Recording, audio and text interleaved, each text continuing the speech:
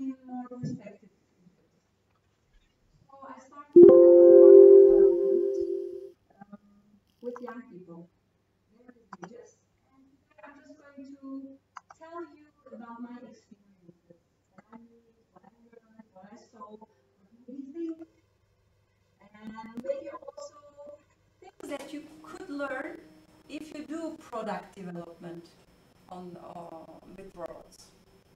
So the thing is, what happens when young people are guided to conceptualize robots, robotic products for their problems, everyday problems. When they look around themselves and see a problem and they think about the problem, how they could define it, how they could find solutions for it, and maybe there could be a robot that helps them solve this. So maybe they can think about a robot. What would happen to these children doing something like this? They would develop certain kind of skills. And at what age can they do what kind of challenges? Do they need to be involved in things that interest them, where they have their talents? Or should they be forced into things they don't like to do? All these things, all these questions went through my mind. But basically, where I'm headed is, I want young people to be involved in solving complex societal problems. And complex societal problems, like this one, I'm guessing that we are all interested in technology, positive about technology, or engineers here, so most probably the solutions we think of are technical solutions, right? What could that be? For example, we could find a scientific solution, we could look at natural sciences, they find a new material so that we don't need plastics. In fact, they're working on that. They are developing edible packaging. I'm sure you have stumbled upon that. Then we could also think about an engineering solution, right? There is this Boyan, I think, he was 18-year-old when he started it, this ocean problem where he was looking at the currents, and now he has developed a big machine that is getting all the plastics together, making use of these currents. So engineering solutions are out there. But what about telling people not to buy plastic, or forbidding plastics, or making sculptures out of old plastic to solve the problem? So the thing is, to solve these complex societal problems,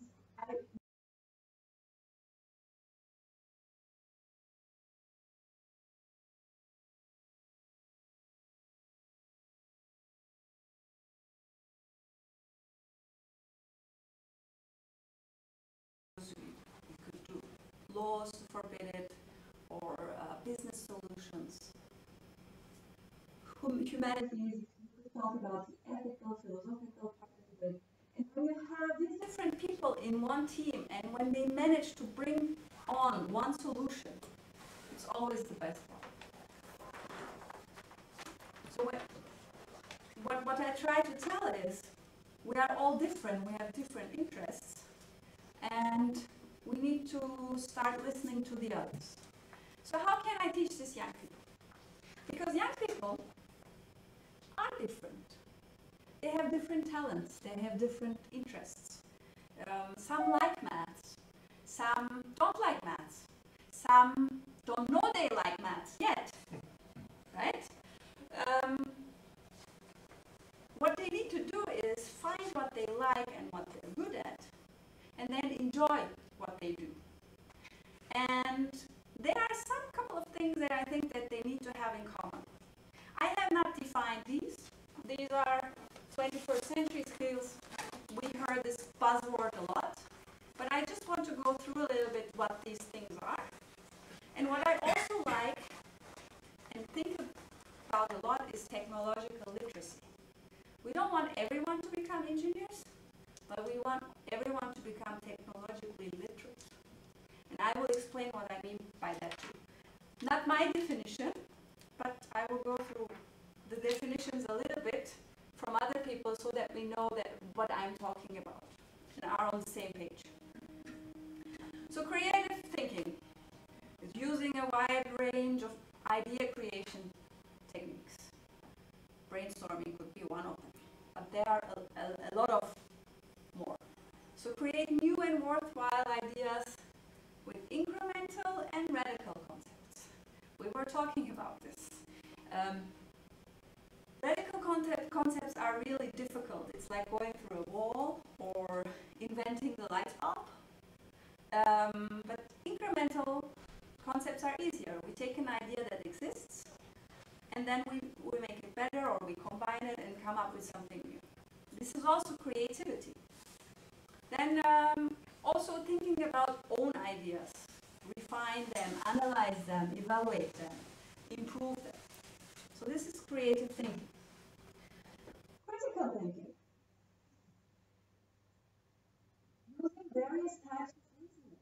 So we might start with the general and deduct something special out of it. Or we might start with a special case and then try out to find a general solution that fits the special case. So thinking in both directions is important. Change is also important. This is really, really important thinking because I don't see it in interviews. Are very concentrated on their special task. Maybe they care about where the others come, the input, the output, but not so much. I do my thing and then it will somehow fit in there. And you lose something. You need to figure out, you need to think about the whole, even though you do only a part of it. So this is systems thinking. Also effectively analyzing and evaluating evidence, arguments, claims and beliefs. What am I telling you at the moment?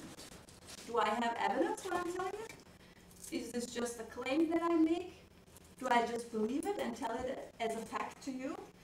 You need to think critically about it to analyze if it's what kind of thing I'm doing here.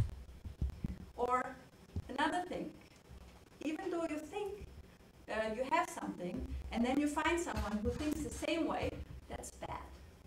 You better find someone who thinks the opposite way and try to understand why. Because then you will come to a better solution. That's also critical. And then synthesize and make connections between information and arguments. Most of the time, we might think that we see information, but maybe we just see arguments. And the interpretation. So these are the things actually that are critical thinking, and one is very important, thinking about your learning process. How you have learned, what you have learned, why you have learned it, and repeating this over and over again. So I'm a lifelong learner, so learning never stops. But you think in school, learning stops. Next skill, communication. Okay, this is kind of obvious, right? Articulating your thoughts and ideas. Next skill, communication. Trying to understand the meaning. Again, trying to understand if it's knowledge, if it's values, if it's just an attitude, what it is. And using communication for a range of purposes. Multiple media, of course, and technologies. And communicating effectively in diverse environments, including multilingual. Like now, we are doing it in English, and it's not our mother tongue, right? Not mine, not yours. Collaboration, and this is, I think, one of the most important things and the most important skills that people need to learn. Work with others who think differently, who know different things, and who work differently, right? So you see in this, you cannot do this alone. You need a team to do this. But at the same time, sometimes you think you can do it alone, but believe me, in a team you can do it better. In a obviously 1 plus 1 is more than 2. Yeah? And that's why you have to compromise and find solutions together and so on. So this is collaboration. So these are the 21st century skills that I think are important for all young learners or all young people, no matter what interests or other talents they have. And then there is technological literacy. And technological literacy is not knowing how to use a computer. That's kind of obvious. It's about thinking about the technologies that we develop, how they will affect the society. Yeah? Because technology shapes society and society shapes technology. And most of the time we don't think about it. Engineers have a great responsibility to start thinking about what they really develop. And I'm not talking about guns and stuff like that. I'm talking about robots and artificial intelligence. We really need to be aware what we design and what we put out there. We cannot say technology is neutral and people will kind of use it wisely. I think maybe that you can say with a knife, but with a robot, it's making it too easy for itself. And the more young people learn to understand how technology will affect the whole society as a whole, they will think about it and maybe reject some kind of technologies also. That happened in history. So these are kind of the things I want to teach young people. And that's why I try to bring all of them together, and not only the ones interested in STEM fields. So what happens when young people think about robotics products for everyday problems or their societal issues? Do these solutions all look the same? Do they all have the same problems? Do 10-year-olds think about the same problem as 15-year-olds? What happens? There's one thing, I'm using robotics for that. I mean, product development could be anything actually, right? Because we're trying to solve something and this product could be only a mobile app or something. But we use robotics because it's an excellent tool. Because first, robots are fascinating for people. They always have been. So they're fascinating for kids, so we use that one. And the second thing is we can use robots for many fields, STEM fields or other related fields, and they're so broad that we can bring in the interests of the kids. They can reflect, they can find something that interests them in robotics. So it's cool for teaching STEM subjects, but it's also very good to teach any concept. Yeah, we could also use teaching robots to teach music. I don't know how yet, but I'm sure there's a way. So now, let's talk about crazy robots. That's the product design and development approach that I developed. I don't know if you want to hear about details about it. I haven't put much details. It's just that kids start defining a problem for themselves, then think about the robotic solutions. Depend on the time we have tools prepared for them. If we only have 2 hours for them to build a prototype, we need to give them something that already exists and they build around it. If we have more time, they can buy stuff. And I've done one, I have done, and the second I'm doing at the moment, but I'm going to talk about it. So the goal is to address all young learners, all of them, the whole class, not only the ones interested in STEM, because they solve real life problems. They think about something that's important to them and they solve it. And they do it in a team. Of course, I want them to be more interested in STEM, robotics and STEM fields, sure. But not all of them will. But at least I hope that they will gain some 21st century skills or technological literacy. So there are these known learning theories that I use. One of them is constructionism, so the opposite of what I'm doing now. I'm just standing here instructing you. And actually, constructionism is the opposite. So we would be interacting, you would be standing around building something, we would be exchanging ideas. You wouldn't have to listen to me, but you would build your knowledge by constructing things. And this was developed based on Piaget and constructivist theories. And it was developed at the MIT by Seminár Robotika, and it's really working well. So Scratch, for example, if you heard about it, this is all based on these theories. And then there is project-based learning. Project-based learning connects to the real-life problems, and you have a certain amount of time, a certain amount of things that you can use, and you try, and you learn by doing, by trying to solve a problem. Design-based learning is a special case of project-based learning, because in project-based learning, this could also to figure out how bees work or how they make honey, could also be a project-based learning. But in design-based learning, we really go into the design process of design thinking and product thinking. But it's a special case of it. The project is defined in a certain amount of time, a certain amount of materials that you have to solve a problem. And when you develop a product, it's the same thing. So, what age? So now I'm going to tell you of what I've done and what I think I learned. And maybe you agree with me and maybe not.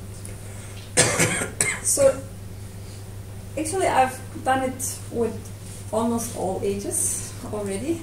I started with the first project was with junior high school kids, where we went to the classrooms 3 times 2 hours. So we had 6 hours, maybe 7, to do the things that I'm going to show you. And then with senior high school, we just did a project day of 6 hours where we tried the same concept out. Basically, we go in there, we give them a 5-step plan and say, think about the robot for your age. Like when we go into a class with 11-year-olds, we tell them, think about a robot for 11-year-olds. What should the robot do? How should it look like? What materials do you use to build the robot? How do you want to communicate with it? How should it behave? And then what parts do you need? And based on this concept, we have results like this. This is junior high school. This robot here, for example, is for kids with Down syndrome. Because in that class there was one kid who had a brother with Down syndrome, and he became the expert who knew about Down syndrome, like the medical expert who knows about it. So he could concentrate on that task, and he told them, we need a button to call the parents, we need a button when something hurts that the kid can press it and gets guidance what to do, and that's what they did. Then the fish, for example, was, I think it was in February or March, so after skiing holidays. So it's for temporarily disabled kids who broke their legs or arms, to help them, entertain them, and so on. Of course, the robot prototype cannot do everything they wanted. They had to adapt. Some things are just imagined, other things work, like entertainment or making noises and so on. Then the Pikachu is maybe interesting for design, because in these classes, all the class did one robot, and there were different teams. And there was the engineering team, there was a design team, there was the human-robot interaction team, and there was the sales and marketing team. So the kids could choose regarding their interests and get into this team and do something. And the design team, I think it was merely girls. Coincidence. It's not stereotypical, but they did a girly design. And then they went around the class, and the boys said, no way. Then there was a boy who was also talented. He did something, and the boy said, yes, that's it, that we have to do it. And the girl said, no way. So they had to do teamwork, work around it, talk about it, until they found something that works for both genders. And that was Pikachu. I like this. Yeah, so this was with junior high school. With senior high school, it's a little bit different. They already know where they think they want to go. They're not that open. Some of them really liked it, some of them really didn't like it. One of them was really very technically interested and programmed a lot, and at the end he gave me the feedback, if you hadn't talked that much, we could have done the cool stuff more. Yes, happens. And some of them had to find creative ways. So we actually, this toilet actually makes a toilet sound, because we went to the toilet and with the microphone and recorded the sound. So it's fun, but it drove around and it did the things it had to do, and they learned a lot, but they just didn't realize it. So these are the first projects with which I started. And what I want to talk about today actually is the preschool. Because I got this opportunity to go to the kindergarten of the TU Wien and do the same thing. Of course, you cannot do the 5-step plan with them. I mean, I tried to kind of find some ways to do it, but then I learned completely different stuff. And actually, I want to talk about that different stuff that I learned, because every time I do this, I go in there and ask people what is technology, and then I ask them what is a robot, and then we talk about what kind of robots they know, and so on. When I ask these kids what's a robot, they were kids from people working at the technical university, so it's safe to assume that they had already contact with technology. And also I learned that they already had seen a real robot in a pharmacy that was sorting out medicaments and bringing it. So the answer was, what is a robot? A machine! No need to be afraid of machines. These are 5-year-olds, right? And when we then started talking more about it, 5-year-olds are still in the pre-operational stage. So sometimes they know what real is, but sometimes fantasy and reality, they just blur into each other.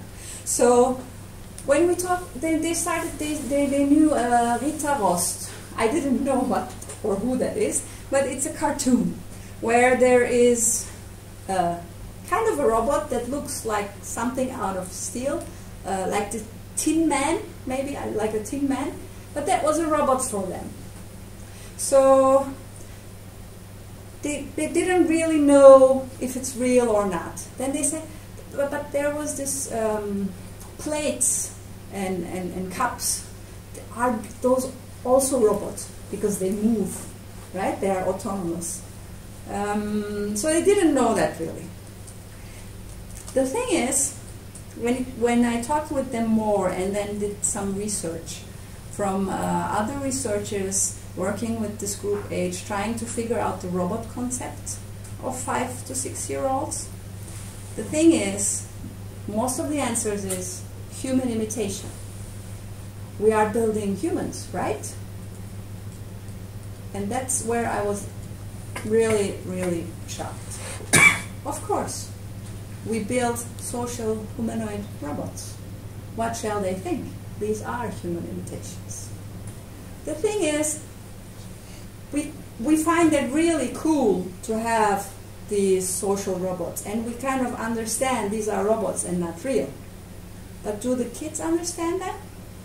So I looked into research again and found a couple of things. So when kids program the robots, they better understand the concept of a robot, for example. I'm talking about the age 5 to 7. On the other hand, they think it's kind of something animated and something mechanical.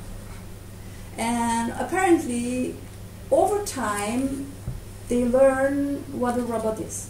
But actually, we don't know what a robot is, right? If a robot has an artificial mind and really starts to do things like that, it's not a human, but it's also not a machine. But what is it then? So we're talking about the concept of theory of mind. So I'm an entity, I have a theory of mind, I can think, I can act on my own. Does a robot have a theory of mind? At the moment, not. But the kid thinks, the kids think the robot has a theory of mind. When the robot acts like that, especially in a Wizard of Oz setting, especially if it's a social humanoid robot. And there is a study where they have tried this with 7, 12, and 15-year-olds. It was a mechanical humanoid robot. When you look at the robot, you see it's a robot because it's out of metal. But it has a humanoid appearance. That means a head, arms, legs, body. And the whole interaction, there's an interaction with the social robot beforehand. When the kids think the experiment finishes, actually the experiment starts. Because the researcher then comes there and says, Robo V, you now have to go back into the closet. And the robot protests and doesn't want to go back into the closet. But it's a machine, why not? You have used it, you're done, you put it back into the closet. I can tell you the results made me really think. Because, okay, 7-year-olds, okay, 12-year-olds, half of the 15-year-olds had a problem with that. Because they felt social and moral obligations towards the robot. Because it was socially interacting with them beforehand. So these things make me think. And it depends from us engineers what we tell these kids. If we show them robots, if we build robots that look like machines, or if we start building robots that look like this. Right? We don't know. Right? They think mechanical and animate qualities, they develop a theory of mind. I don't have answers. I'm just giving you my experience and my questions so that maybe you can take them further. When we make a humanoid robot act with a computer program, like it's a human, we know it. It's not human. We make it act like this. It's the same with a puppet, right? We know there's a puppeteer. And kids also know that. 5, 6-year-olds know that. Because when the puppeteer comes out and leaves the puppet there, they learn it. But with the robot, they don't see the computers, they don't see the codes. We just tell them, but they don't see it. Will this make a difference in their perceptions and learnings? Further questions emerge for me. Should the functions of sensors, actuators, and computers always be mentioned? Right? My camera recognizes your face instead of I see you. Could make a whole difference. I don't know. Or should always be clearly communicated that a robot does not have a theory of mind. It only executes what it is programmed to do. We could say the robot's code is telling it that instead of the robot thinks. Would make a difference for the kids.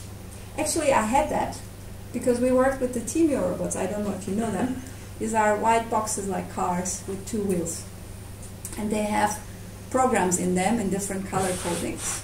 So the red program is my favorite because a robot is afraid. And there I made the mistake now. A robot cannot be afraid. And that's exactly what the 5-year-old told me when I said the robot is afraid.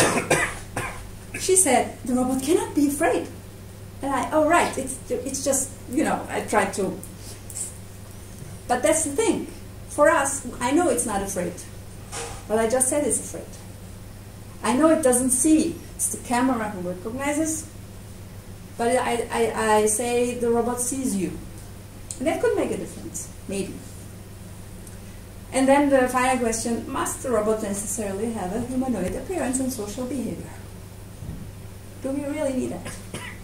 Or do we only want tools that help us? These are questions. I don't have answers, so maybe you have answers and you can.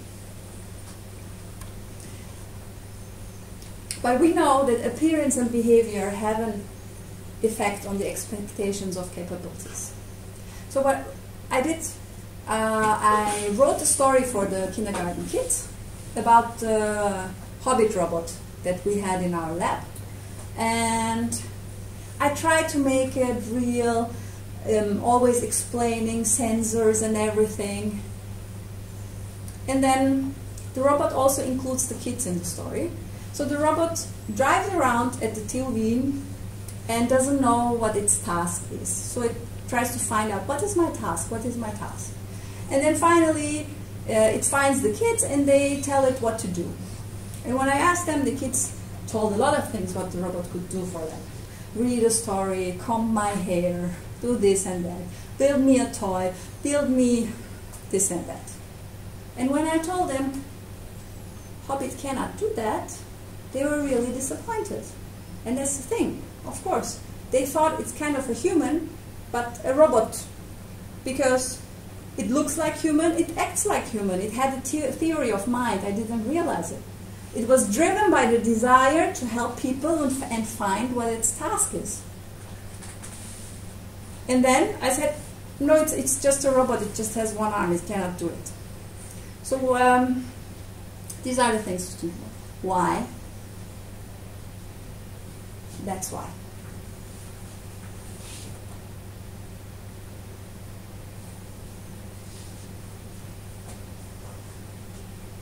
Yeah? It's on you. You three. So, this is what happened when I did this with the kindergarten children. So I had more questions than answers. What I do now is I have a lecture with university students. And they go to schools and do these workshops for me. And the only thing I told them is this. You have a project order. You just provide the necessary structure. And your students develop a robotic solution to a defined problem in a team. And they present it to a jury in 10 minutes to receive feedback. And you have, as in a real project, time and money. That's all they got from me. And then I only answered questions. Now they're almost halfway through, so they did their first workshops. They will do another 2. And end of June, we will have the big presentation in front of the jury. So what I did with the student is actually the same thing. I did constructionism and project-based learning with them. And I told them, you have to organize everything. You have to have a project leader who is the communication to the teacher. You have to do everything. I'm doing nothing, but you can ask me anything you want. And they were very impressed because I just had this and talked about a day. And that's what we did. So in the first lecture, they got the project order. I showed them a couple of tools and structure. We talked about it. We had reflections and so on.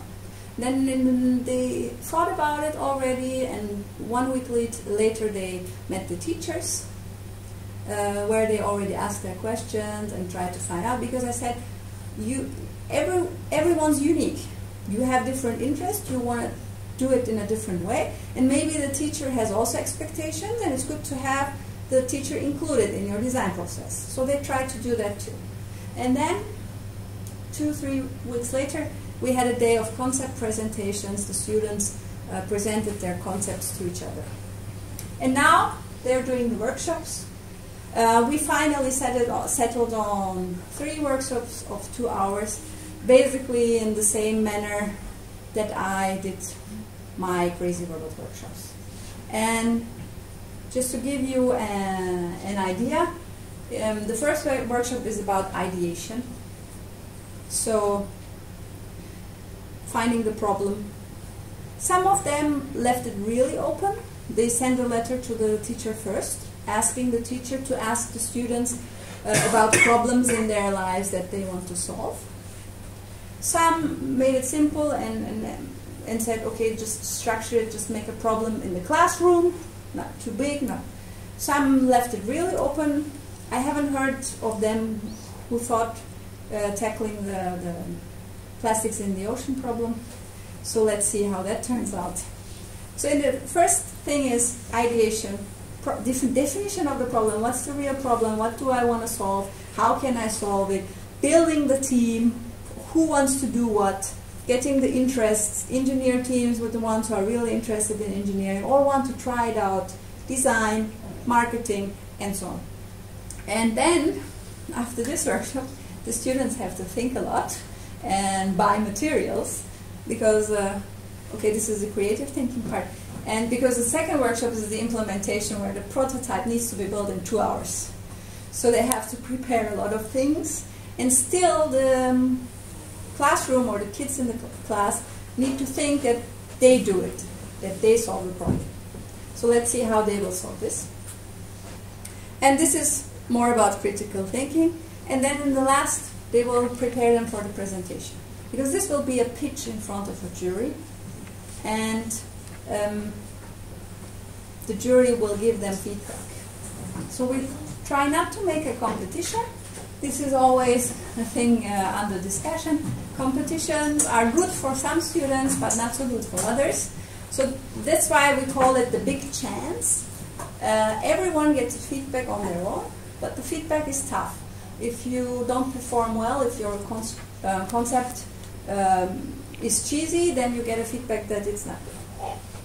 Yeah, and we are talking here about 11 to 14-year-old kids most of the time. We have a pilot class with 16-year-olds. Let's see. And this is, the presentation is about communication. You can have the best idea. If you cannot communicate it to someone who has money, you cannot do it. And collaboration, again, is all over. So what about the big chance? So what's the jury looking at? The concept. So these are questions, and the presentation. So the concept is like, they figure out the problem. Do they know their target group well? Of course, we give them the task to do something for their own age group because they know it well. But if they choose something else, they have to know their target group. Is the solution original? Solutions, I can tell you some. Food is a big problem. So one class is building a robot, hopefully, that takes the money and the food order, drives to the canteen, then gets the food and brings it back to the classroom. A second one is a popcorn robot, for example. And then there's another one to get, how do you call, the board clean. A board cleaning robot. So let's see how the prototypes will look like. The solutions are not very original, but let's see how they build the concept around it. And then, very importantly, the jury needs to see if that was a teamwork or not. If they see just two students talking and the other is not really interested, then something went wrong. And the presentation is also important. How convinced are you of your own idea? If you don't love it, then you cannot convince anyone else. So this is in progress, so I can tell you more about it next time. And yeah, and then I did a very small pilot just to have elementary kids. It just happens that my kids are in this age group, so I did it with them. And what we did was we thought about the story. So we had 3 characters. The 3 kids were the story characters. And One of them wanted to be a leopard. I mean, he likes to be an animal. So we had the situation that they all went to school, and apparently it's a problem when there's a lot of mud in the schoolyard. The staircase gets muddy. So they thought about, yeah, it would be good to have a robot to clean that. And then Leonard saw the mud, and he made everything dirty, and he didn't know, and he made just poo on the stairs. So the robot needs to clean that up too. So that's what you see here, there. Yeah, and that's the story. So they had a story, and then one of them did the design of the robot, that's the cleaning robot. And then we just, after lunch, we just went and bought something to build it. I've used the Timur robot. Then we had something in the back. I mean, one of them, we ran out of time. We started to build a mechanism that opens to just get the poo on it, but we couldn't finish that. So we just had these flashy things in the back to clean. Yeah, that's it. That's a product idea. It's something that exists, but they are 7-8-year-olds, and they solved the problem. And what we did was we then started to program the Timur robot. How should it drive so that it can clean the stairs? So it needs to go straight a little while, and when it sees a wall, it needs to turn left. And then, okay, it needs to jump. It cannot jump, so let's say it just turns the light yellow. That's jumping. Then, okay, it sees a wall again. Now it has to turn left. If it turns right, and so on. So we tried to think about this. How could we program the robot so it can really go up the stairs and down? And that's it. So,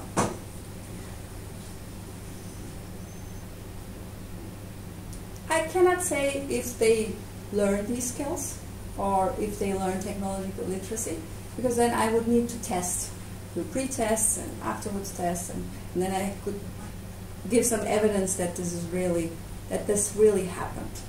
We can look at the examples. We saw a lot of creative thinking. We also saw a lot of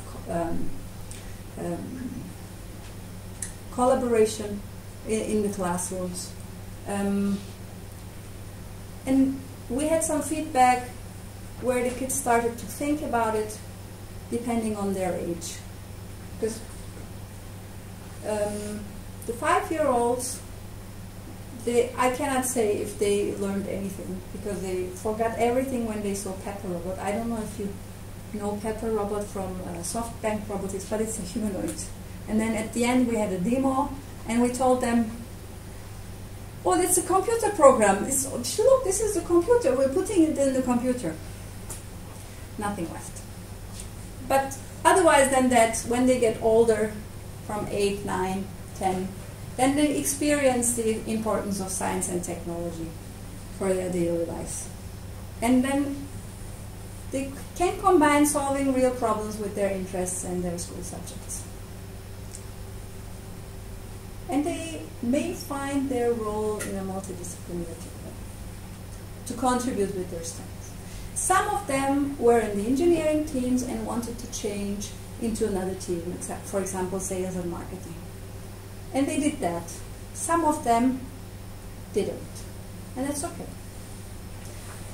So this is what I wanted to report about. There are just 2 projects going on. The one is educational robotics for science, technology, engineering, and mathematics. It's going on for a while now, and hopefully there will be some kind of a repository to see soon. So if you check out the website,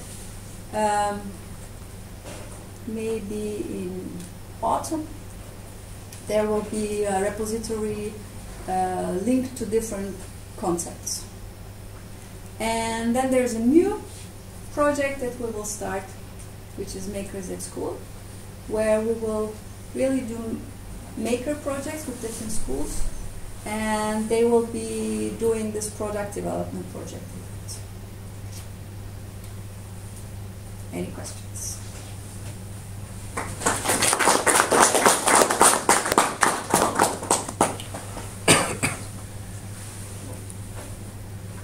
I have a question whether the students in your groups were compulsory or voluntary? Compulsory. The teacher assigned the whole class. But it was always very positive. They were always, oh, we're doing something with robots. And then I went there, and in the first lecture, there is no robot at all. There's modeling clay. That was a disappointment. But when the teachers prepared the kids, it works well. And the kids were also chosen randomly, or how they choose the kids for the teachers chose their classes, and they always started with the classes they liked, where they thought the kids have more potential and can do more. I don't know that very well, but it seems that sometimes classes work together well, and sometimes they don't. So first they started like this, but then since this was a long project, they did the other classes too, and there were a lot of surprises. For example, I had this, my students told me a story about this. There's always this one disturbing kid that doesn't do anything, and so the teacher warns you about him or her.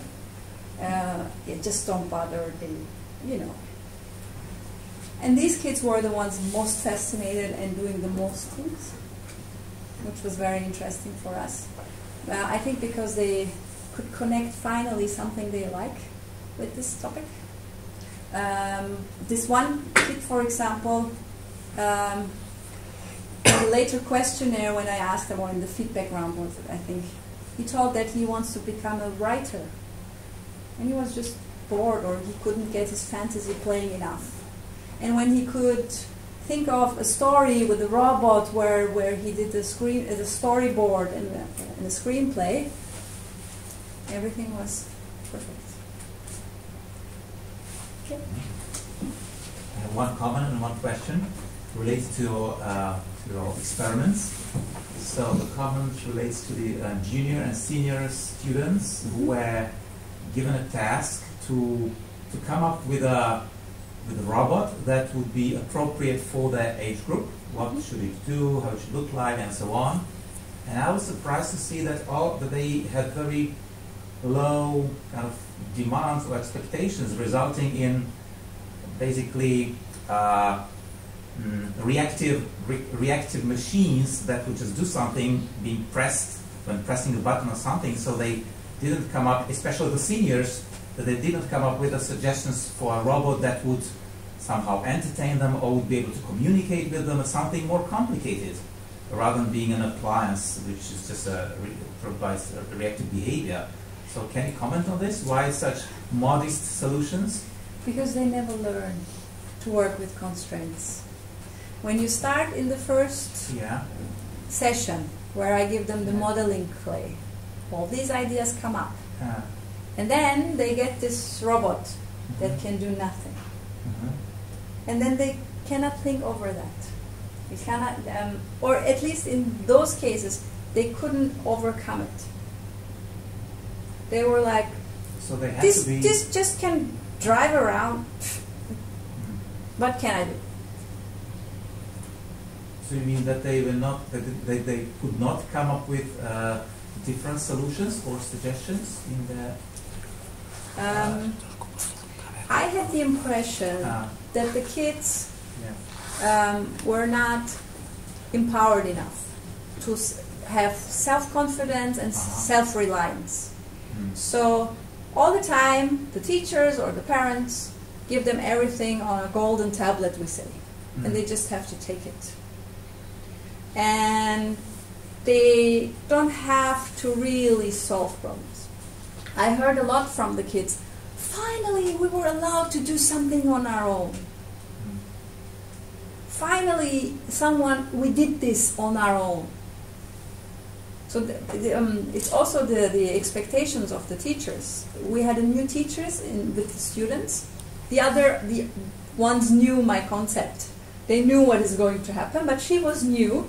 And my students were very enthusiastic, and she came and said, yeah, don't expect too much from the kids. They don't remember anything, they can't do anything.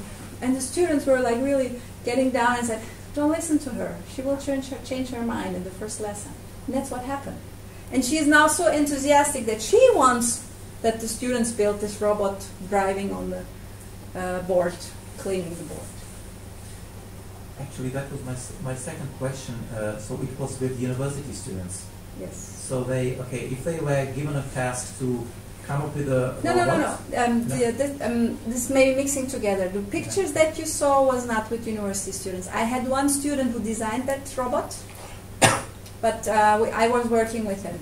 Now I'm doing something else where university students are working again like this. Okay, so if I understood correctly, so a group of students were given a task to come up with a solution of a robot that would be able to clean the blackboard or whiteboard. No, they came up with that problem themselves. Okay, okay. And what was the level of detail they had to provide regarding architecture, sensors, or artificial intelligence inside the robot?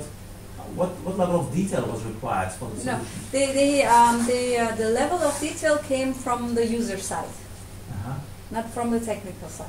So it's kind of a top-down approach, where they defined the robot should do this and this, and it needs to do this.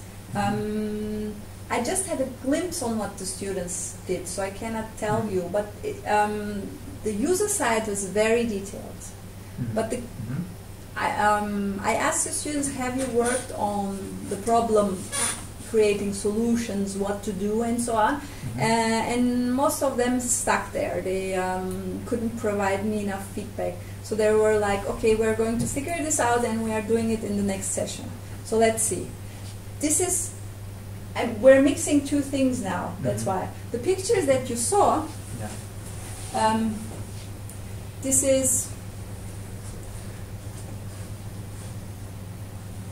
is where we had the Meti robot, we called it. Where is it? Yeah, it was always the same robot. So we had this driving platform. The engineering group had to wire it. You just don't see it at the moment. And then we had a bucket that they could use for the design.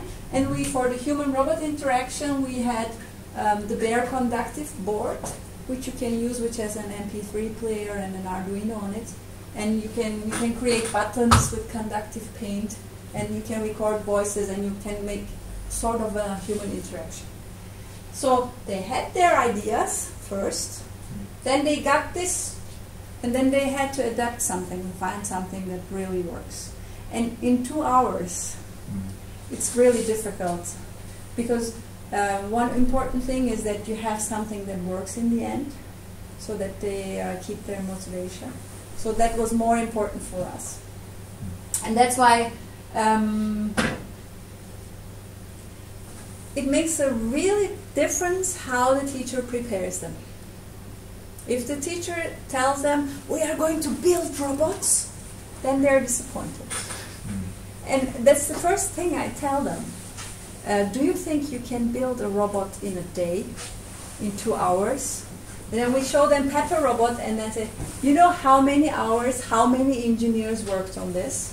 So I'm sorry, but you're not going to build a robot in an hour. That's something we have to fight against, because all these robotic workshops around tell kids they are building a robot, which is basically a toothbrush with a vibrating motor. It's not a robot, but the kids think it is. And then they get very frustrated, so the preparation beforehand is very important.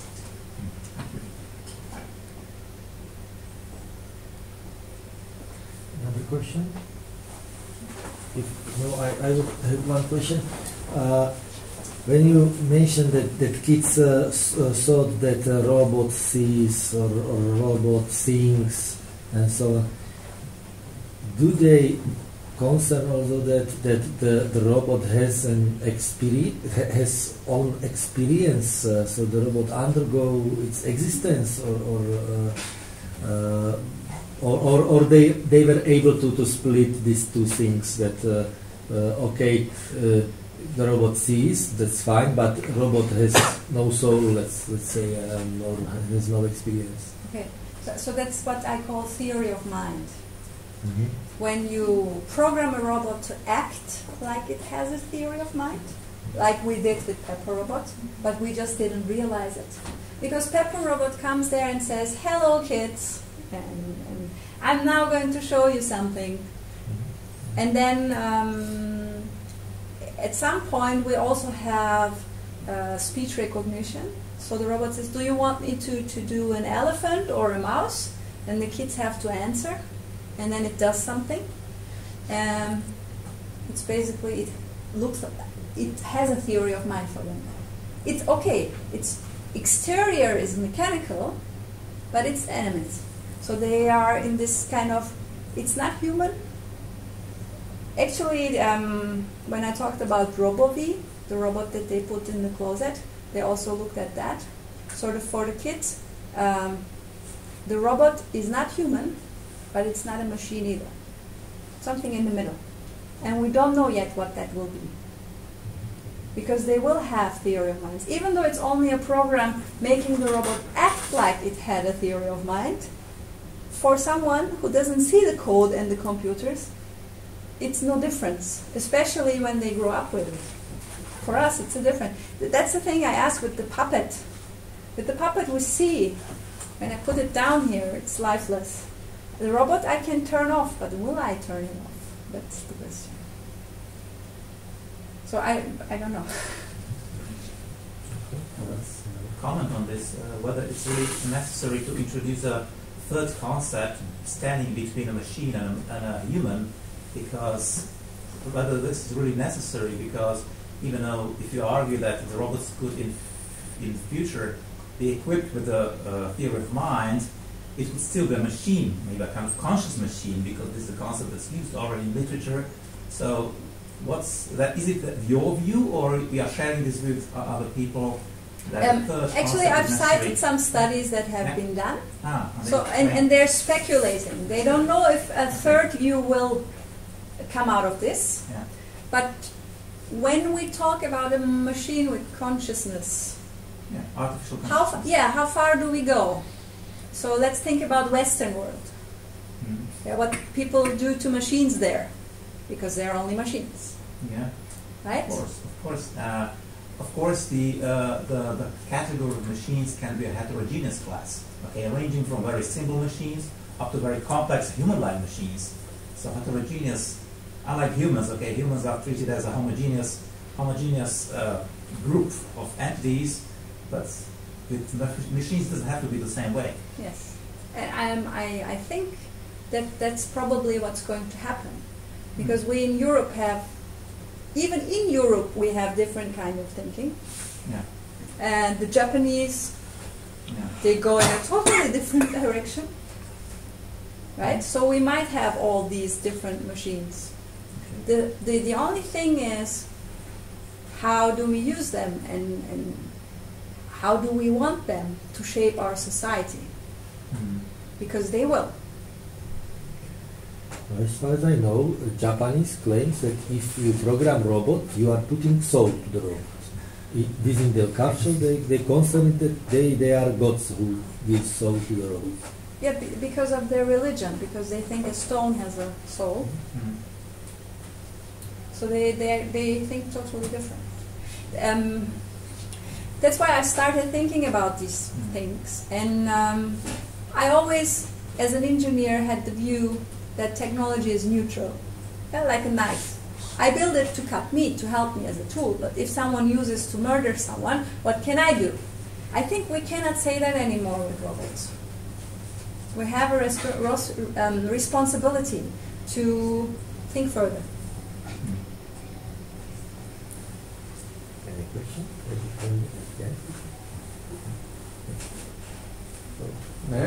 One more.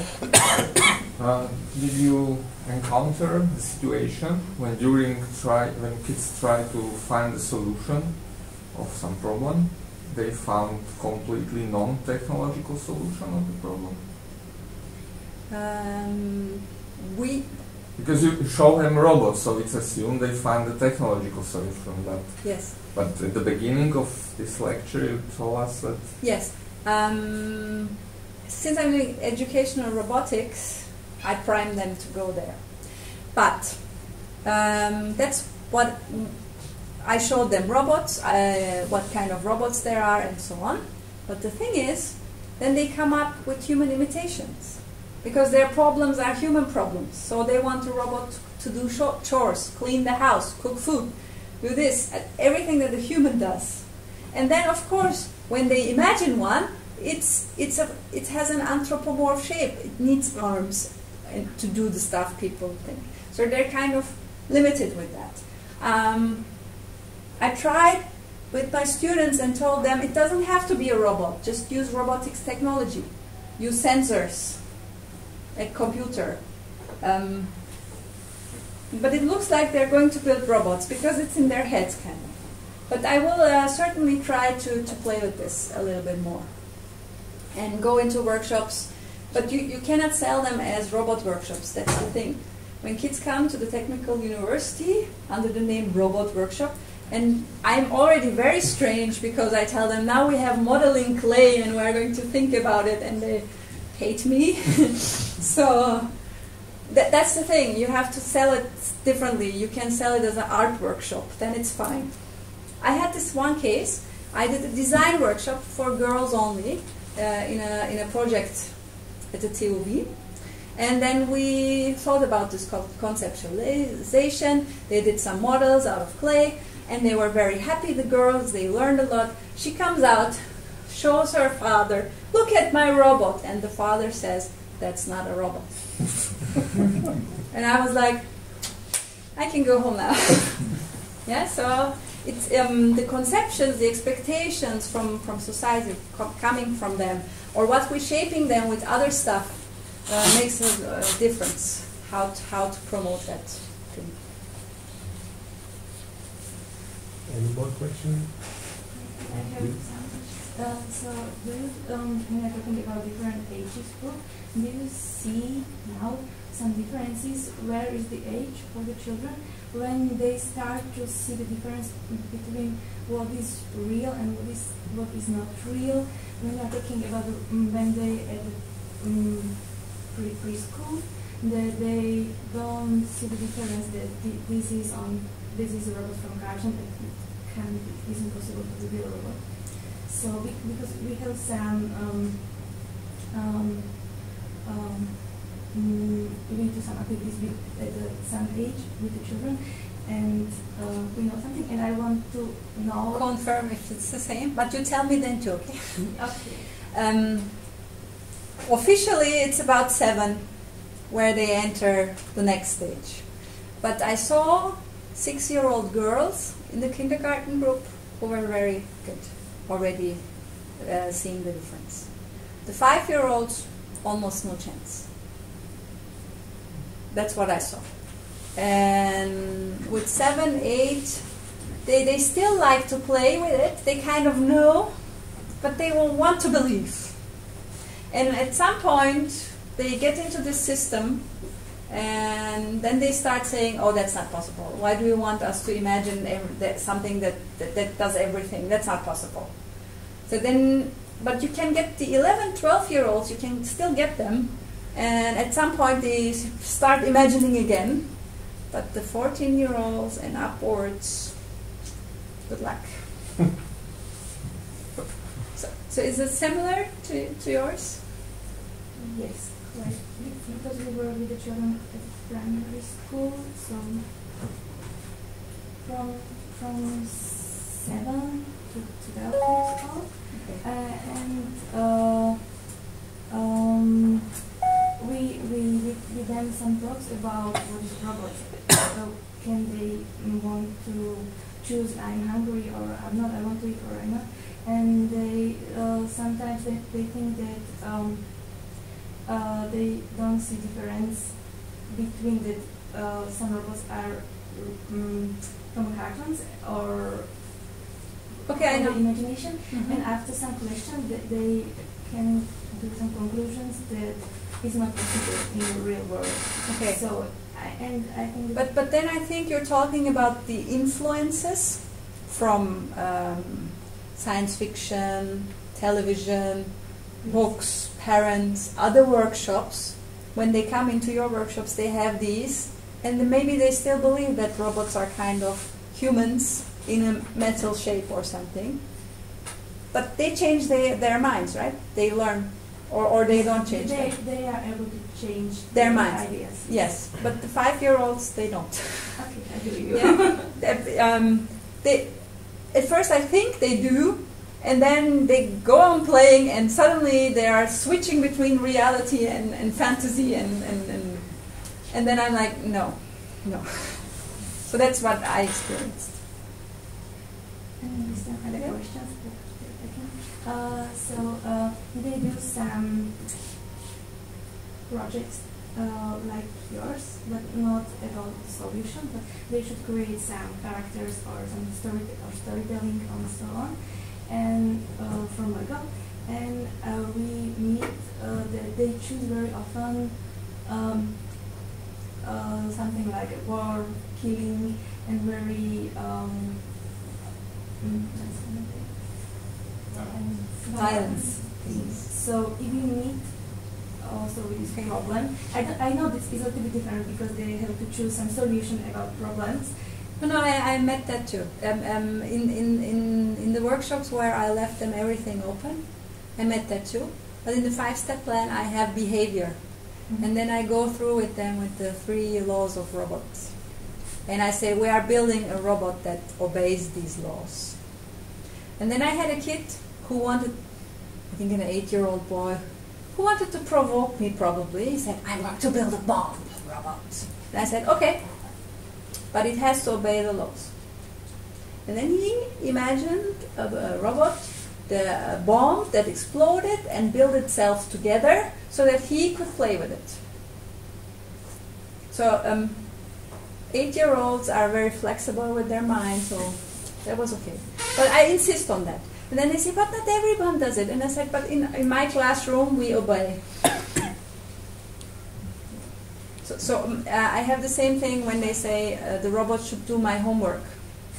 Then I ask, does that make sense to you? And they say, yes. Yeah, and then we talk about it.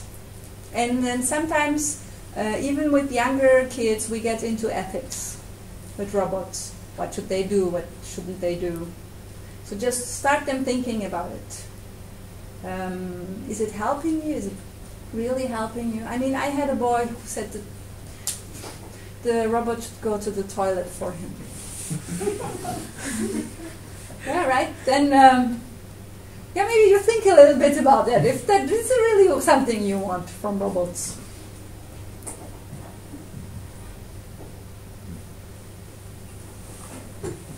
No more questions? Okay, so thank you.